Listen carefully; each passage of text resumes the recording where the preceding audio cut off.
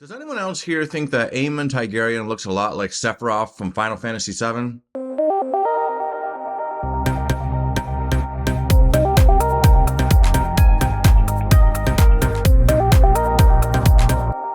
Alright, before I get started, this is going to be a full spoiler review. This is obviously a reaction video, so expect spoilers. If you haven't seen this episode, step away. So this episode is dealing with the fallout from last week's shocking episode where Daemon decided to hire a couple of thugs to go and kill one of the kids of Aegon Targaryen, and that ended up being an actual child. I say shocking, but is anything actually shocking in Westeros? This place is a cesspool of violence and drama and just horrible, horrible things. King Aegon is pissed, as well he should be. He honestly was having a very normal reaction, I think, other than, the murdering of the rat catchers. Having that rage and breaking some stuff in the room, that was totally normal. I completely agree with all that. It's when he crossed into battering people over the head with clubs and hanging innocent people that he really crossed a new line. But other than that, I was understanding his rage. But as Otto pointed out, it is a seriously stupid thing to do. It creates a sense of mistrust among the people of the city. They're now going to see the king as someone who is willing to just slaughter innocent people, and that is not going to help them keep the throne away from Rhaenyra. In fact, that probably did some damage, like Otto pointed out.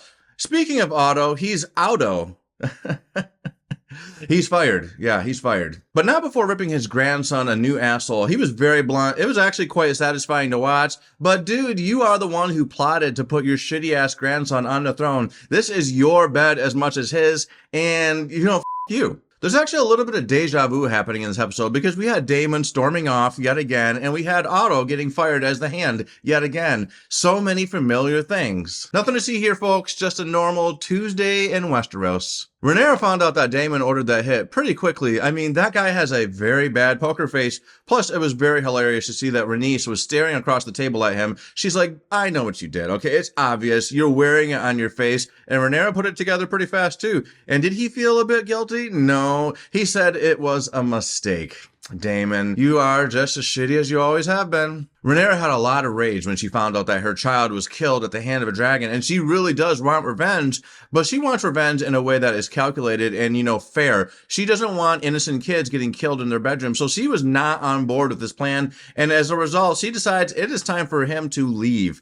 Are they going to get divorced? Where is he going? I'm not really sure, but it is good to see that Rhaenyra is not crossing that line into psychopath. I was getting a lot of Daenerys vibes, actually. She is a little bit like Daenerys Targaryen. Hopefully she doesn't follow in Daenerys Targaryen's path of going crazy, although I know a lot of people think that came out of the blue and they really hated that plot device. Either way, she kicked Daemon's ass to the curb and he stormed out like a child that got caught lying. He really is just a pathetic person. That sure was an awkward funeral procession. I thought funerals were supposed to be cathartic, helpful, healing, coming to terms with loss, but this procession was anything but that. Alicent and her daughter both did not want to be there. That was plainly clear. The people of the city wanted to be there, but man, that was very disgusting. That kid's head had been sewed back on, and raise your hand if you thought that his head was going to fall off when the cart got stuck on that rock.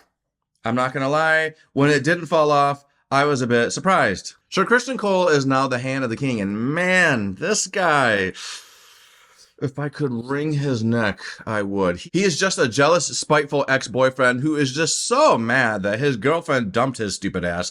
That is the reason behind everything. He literally calls her a bitch. He has been holding on to this resentment against her for so long now. That must have been some damn good sex because it really turned him into a total asshole. He is massively unappealing, and I'm not sure what Alicent sees in him at this point other than the fact that he must eat pussy very well. Okay, let's talk about this big fight at the end. I was getting serious X-Men Mystique versus Wolverine vibes, and I'm going to show a clip of it right here. Because as you see, it is hard to tell who is who. I couldn't tell what was going on. At first I was following along. I'm like, okay, that's the good one, that's the bad one. But once he took his helmet off and the clothes were matching exactly, I was like, oh boy, which one of these is the good one? Maybe Rhaenyra should leave this throne room. Actually, that was one thing that was really annoying me. Rhaenyra just kind of stood there acting all shocked. But what was her plan if the wrong brother lost that fight? She had no plan. She was really, putting herself in harm's way by not leaving the scene. She should have left right away.